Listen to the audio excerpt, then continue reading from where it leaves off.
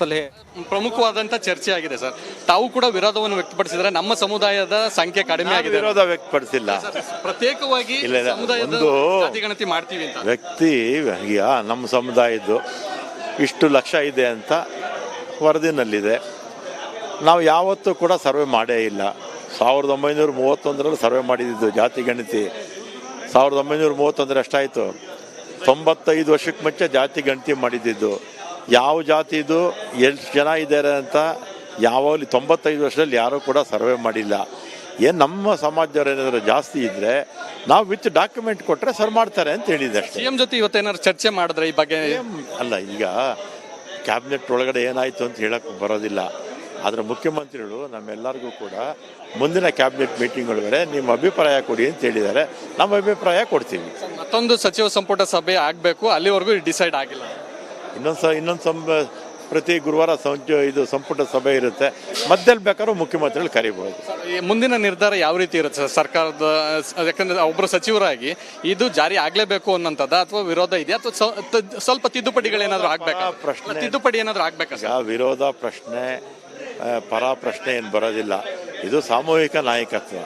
ತಿದ್ದುಪಡಿ ಏನಾದ್ರೂ ಆಗ್ಬೇಕಾ ಸರ್? ಯಾಕಂದ್ರೆ ಒಂದಷ್ಟು ಸಲಹೆ ಕೊಟ್ಟಿದ್ದೀರಾ? ಸಲಹೆಗಳು ಕೊಡ್ತಾರೆ, ಇನ್ನೂ ಟೈಮ್ ಕೊಟ್ಟಿದ್ದಾರೆ. ಇನ್ನು ನೆಕ್ಸ್ಟ್ ಕ್ಯಾಬಿನೆಟ್ವರೆಗೂ ಟೈಮ್ ಇದೆ. ಇದಿಷ್ಟು ಸಚಿವರಾದಂಥ ರಾಮಲಿಂಗಾರೆಡ್ಡಿ ಅವರ ಮಾತು. ಕ್ಯಾಂಪಸ್ ಅಂಡ್ ಮಧು ಜೊತೆ Chandrashekhar, republic Kannada, Bengaluru.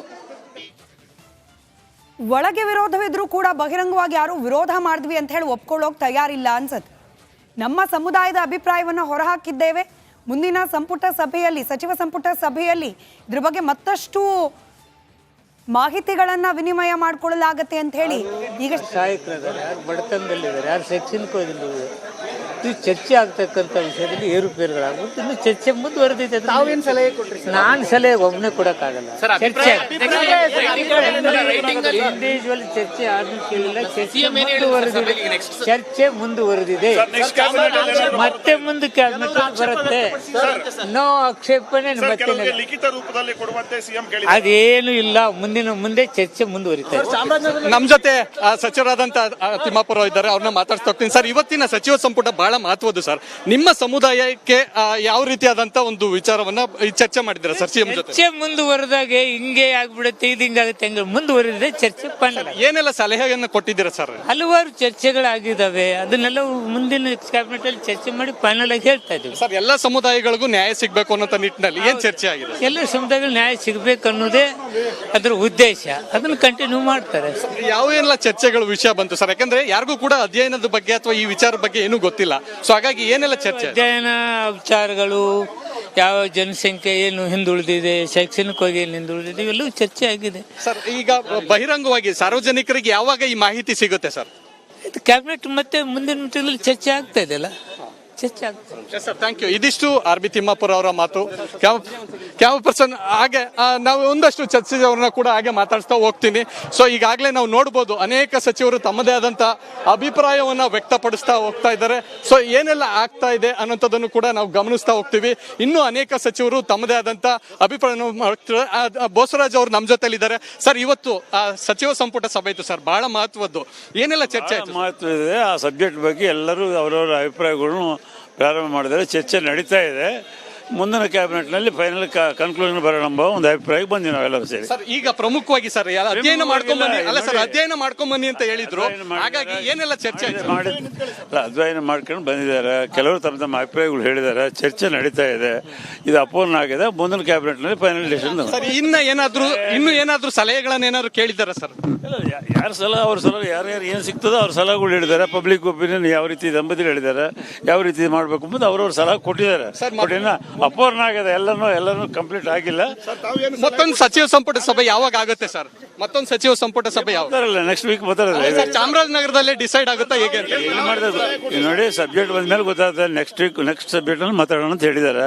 Next cabinet ಅಲ್ಲಿ ಡಿಸ್ಕಷನ್ ಬರ್ತದೆ. ಏನಾದ್ರು ಸರ್, ಕೆಲವರು ಅನೇಕರ ವಿರೋಧ ಇದೆ, ಆ ರೀತಿ ಏನಾದ್ರು ಇದೆ? ಅಲ್ಲಂತೂ ಯಾವುದೇ ಆ ರೀತಿಯಾದಂತ ಅಭಿಪ್ರಾಯ ಬಂದಿಲ್ಲ. ಜನರಲ್ ಡಿಸ್ಕಷನ್ ಆಗಿದೆ. ಅದರ ಬಗ್ಗೆ ಮುಂದೆ ನೆಕ್ಸ್ಟ್ ಇದರಲ್ಲಿ ಮಾತಾಡೋಣ ಅಂತೇಳಿ ಫೈನಲ್ ಡಿಸಿಷನ್ ಮಾಡೋಣ ಅಂತೇಳಿ ಮುಖ್ಯಮಂತ್ರಿಗಳು ಉಪಮುಖ್ಯಮಂತ್ರಿಗಳು ಹೇಳಿದ್ದಾರೆ ಸರ್. ಇನ್ನ ಉಳಿದಂತೆ ಅನೇಕ ಸಚಿವರುಗಳು ಕೂಡ ಸರ್ ಜಾರಿ ಆಗ್ಲೇಬೇಕು ಅನ್ನೋ ಒತ್ತಡವನ್ನು ಹಾಕಿ ಯಾವ ರೀತಿ ಆ ರೀತಿಯಾದ ಡಿಸ್ಕಷನ್ ಬಂದಿಲ್ಲ. ಹಾಗೆ ನಾವು ನೋಡ್ಬೋದು, ಅನೇಕರು ಅನೇಕರು ಕೂಡ ನಮ್ಮ ಜೊತೆಲಿದ್ದಾರೆ. ಹಾಗೆ ನಾವು ಮತ್ತಷ್ಟು ಸಚಿವರ ಅಭಿಪ್ರಾಯವನ್ನು ಕೂಡ ಪಡ್ಕೊಡೋಣ. ಸೊ ಅನೇಕ ಸಚಿವರು ಕೂಡ ನಮ್ಮ ಜೊತೆಲಿ ಇರ್ತಕ್ಕಂಥದ್ದು ಪ್ರಮುಖವಾದಂತ ಚರ್ಚೆ ಆಗಿದೆ ಸರ್.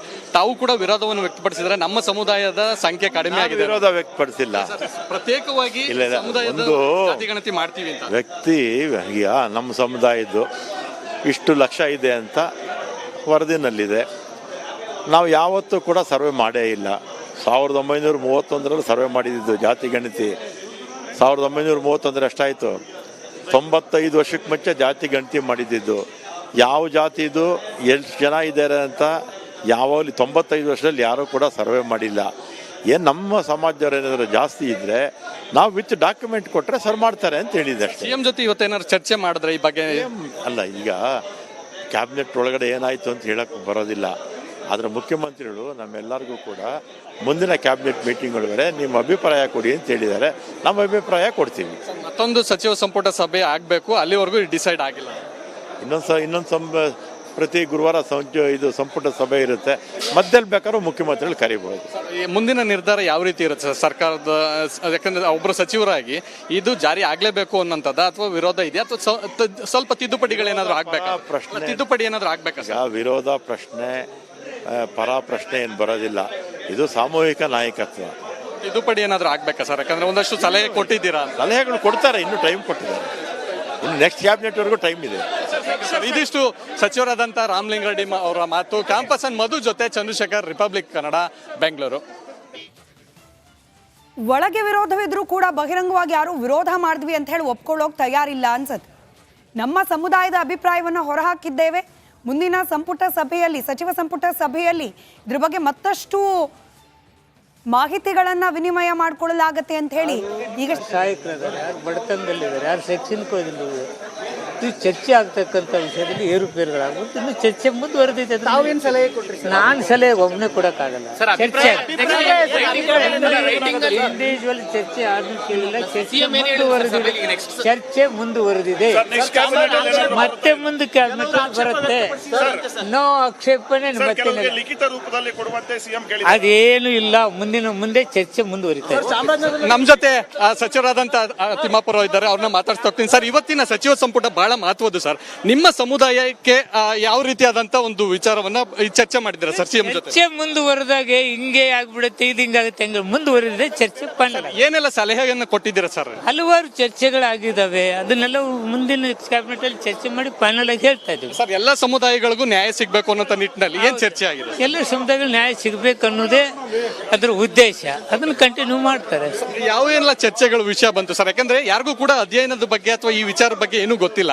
ಸೊ ಹಾಗಾಗಿ ಏನೆಲ್ಲ ಚರ್ಚೆ? ಅಧ್ಯಯನ ವಿಚಾರಗಳು, ಯಾವ ಜನಸಂಖ್ಯೆ ಏನು ಹಿಂದುಳಿದಿದೆ, ಶೈಕ್ಷಣಿಕ